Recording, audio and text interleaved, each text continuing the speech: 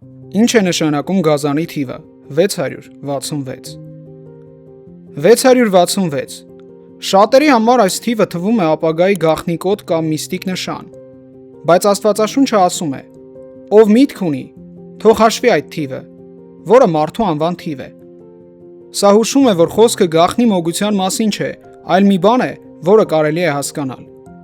Առաջին դարում լայնորեն օգտագործվում էր գեմատրիան, տառերի թվային արժեքներով անուններ հաշվելու եղանակը։ Երբ Ներոն Կեսար անունը գրվում է եբրայերեն ձևով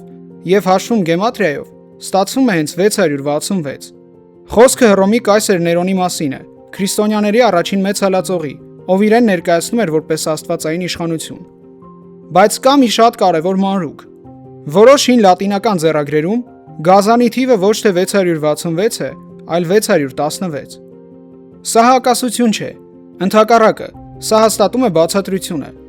որովհետև երբ Ներոնի անունը գրվում է լատինական ձևով, այսինքն առանց վերջին ն-ի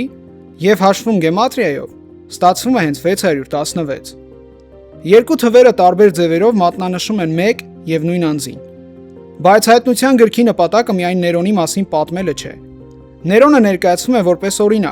օրինակ այն իշխանության, որը հակադրվում է Աստծուն, հալածում է հավատացյալներին եւ իրեն դնում է Աստծո տեղը։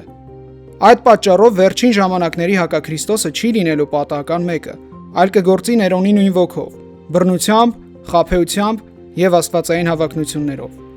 Ըստ եկեղեցու հայրերի մեկնության, այդ դրոշմը ճակատին ընդունելը խորհրդանշում է մտքով եւ գիտակցությամբ հակաքրիստոսին հարելը, իսկ աջ ձեռքի վրա ընդունելը նրա համար գործեր անելը։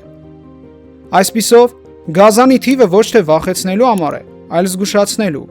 որպեսզի ճանաչենք ոչ միայն թվերը, այլ նաև ոգին, որ դրանց հետևում է։